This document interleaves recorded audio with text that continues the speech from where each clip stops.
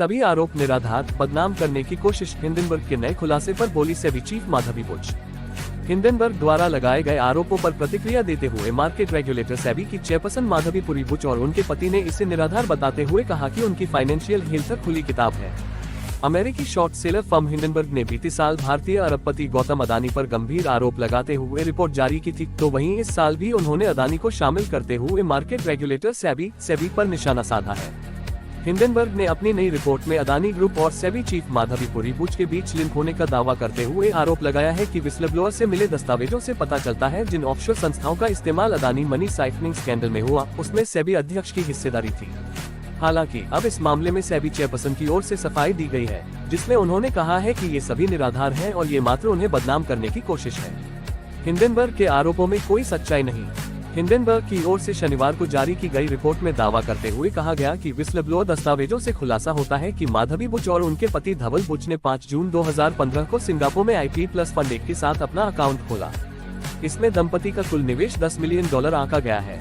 Hindenburg ने आरोप लगाया कि ऑफशोर मॉरिशस फंड की स्थापना इंडिया इन्फोलाइन के माध्यम से अदानी ग्रुप के एक निदेशक ने की थी और यह टैक्स हेवन मॉरिशस में रजिस्टर्ड है। अमेरिकी शॉर्ट सेलर की ओर से लगाए गए इन सभी आरोपों को सिरे से खारिज करते हुए सेबी की चेयरपर्सन माधवी पुरी बुच और उनके पति धवल बुच ने रविवार की सुबह जारी एक बयान में कहा कि 10 अगस्त को आई हिंडनबर्ग रिपोर्ट में लगाए गए आरोप आधारहीन है और इनमें किसी भी तरह की कोई सच्चाई नहीं है। हमारा जीवन और फाइनेंस खुली किताब की तरह है।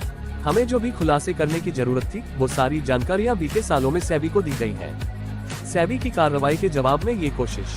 माधवी पुरी बुच ने आगे कहा कि हमें किसी भी फाइनेंशियल डॉक्यूमेंट का खुलासा करने में कोई हिचकिचाहट नहीं है, जिसमें वो दस्तावेज भी शामिल हैं जो उस अवधि से संबंधित है जब हम पूरी तरह से आम नागरिक थे। इन्हें कोई भी अधिकारी मान सकता है। सेबी चीफ ने आगे अपने स्टेटमेंट में कहा कि ये दुर्भाग्यपूर्ण है कि जिस हिंडनबर्ग रिसर्च के खिलाफ सेबी ने प्रवर्तन कार्रवाई की है और कारण बताओ नोटिस जारी किया है, अब उसने उसी के जवाब में हमारे चरित्र हनन का प्रयास करने की कोशिश की है। उन्होंने कहा कि हम पूर्ण पारदर्शिता के साथ नियत समय में एक विस्तृत बयान जारी करेंगे। हिंडनबर्ग की रिपोर्ट में क्या है खास?